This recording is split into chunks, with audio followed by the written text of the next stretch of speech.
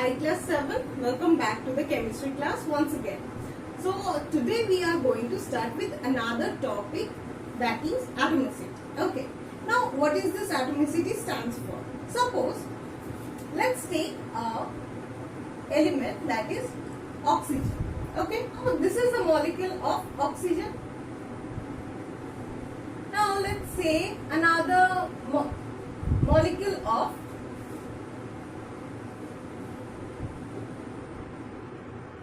what is this? Argon.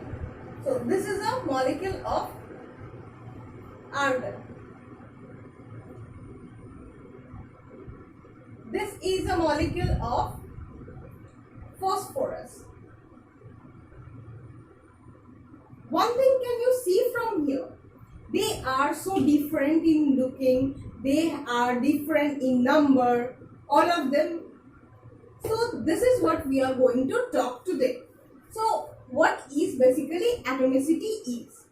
That is the number of atoms that are present in one molecule of any element or a compound. Okay, so that is what we are going to call a atomicity. So how we can denote a atomicity? Number of atoms present in one molecule of any element or compound. Okay, now based on that there are certain number of atomicity. So what are those? First is monatomic molecules, diatomic molecules, triatomic molecules, polyatomic molecules. Now from here we need to understand what this term stands for. Here understand mono, that word stands for one. Di means two. Tri means three. Poly means more than three. Okay. Tetra means four, you know that. So more than 4 or 5. Basically more than 3, we are going to state out here. That is what we are going to call polyatomic. So from here you can understand, you can guess it that oxygen, that is O2. So from here you understand that 2 atoms of oxygen is present in one molecule. So here it is belonging to where? Diatomic. Similarly P4, that is phosphorus. One molecule of phosphorus contains 4 atoms of phosphorus. That is present where? In polyatomic molecule. We can categorize accordingly. Okay. Now, one thing we need to know about the monoatomic molecule.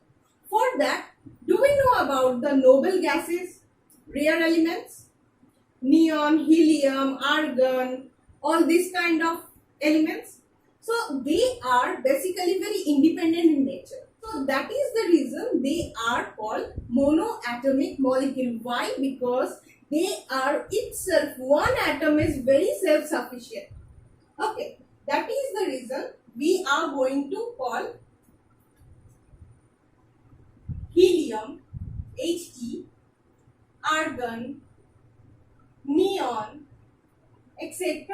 This kind of elements, they are coming under the monoatomic molecules because they are having only one atoms in their molecule. Okay, so one molecule is equals to one atom in this case. Now coming to the diatomic molecule.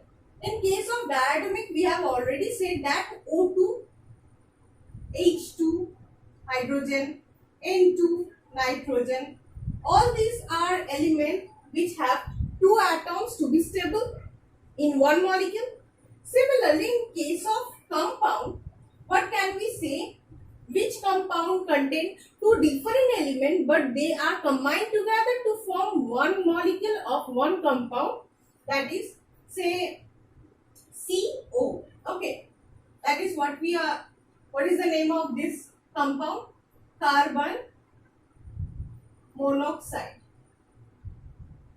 Mono means one, oxygen, oxide means oxygen. Okay, so carbon monoxide.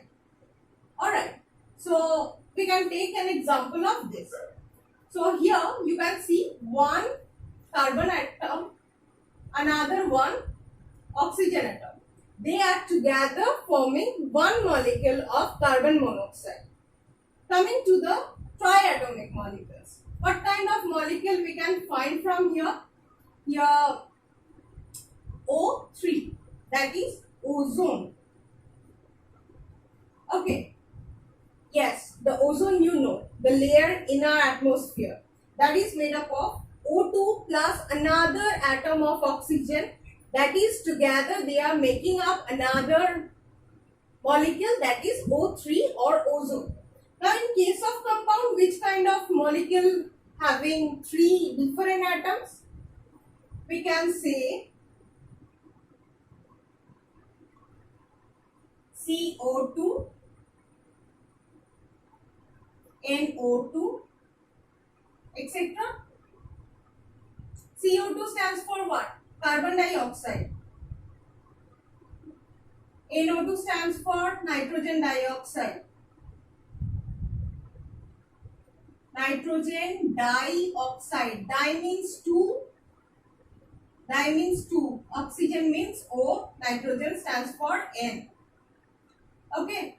And similar for the carbon dioxide also. So one atom of carbon, two atom of oxygen, they are combining together to form a new compound, that is carbon dioxide.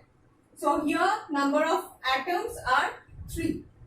Similar as the ozone, that is O3. Now in case of polyatomic molecule, we have already discussed it before. Phosphorus, P4 or S8, sulfur. They are containing 8 atoms in one molecule. So they are coming under the category of polyatomic molecule. And in case of compound, let's say NH3, that is ammonia. Okay.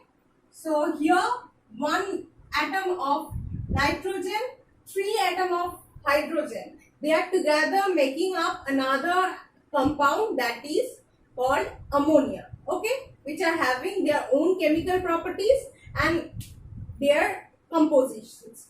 Okay, so this is it for today, and in our next class we are going to discuss some of the questions which are related to how much we have studied till then.